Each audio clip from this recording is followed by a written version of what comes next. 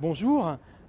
Durant ce congrès de l'ASH, nous avons rapporté les données de suivi à 10 ans des patients atteints d'un lymphome folliculaire dans l'étude PRIMA que vous connaissez, puisque la plupart des centres français ont participé à cette étude.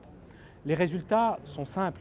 À 10 ans, plus de la moitié des patients qui ont reçu le rituximab en entretien sont indemnes de progression et bien sûr n'ont pas reçu de deuxième traitement. C'est une différence très significative par rapport au bras observation et ça montre que ce bénéfice qui avait été vu dans les 3-4 premières années se maintient au fil de la vie des patients et je crois que c'est un résultat important. Si l'on regarde en termes de temps jusqu'à un nouveau traitement, il y a une réduction d'environ 30% du risque de recevoir un nouveau traitement pour les patients qui reçoivent le rituximab en entretien.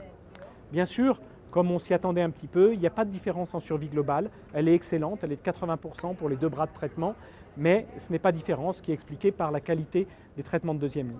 Cependant, je pense que le traitement d'entretien montre clairement que pour les patients et de leur point de vue, il y a moins de risques de progression et surtout il y a moins de risques de débuter un nouveau traitement, ce qui je crois est vraiment important pour leur qualité de vie et pour eux.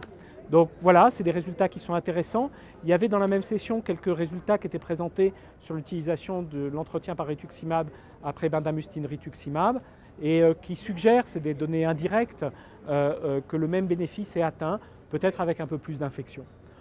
Des bonnes nouvelles qui viennent de l'ASH et à suivre.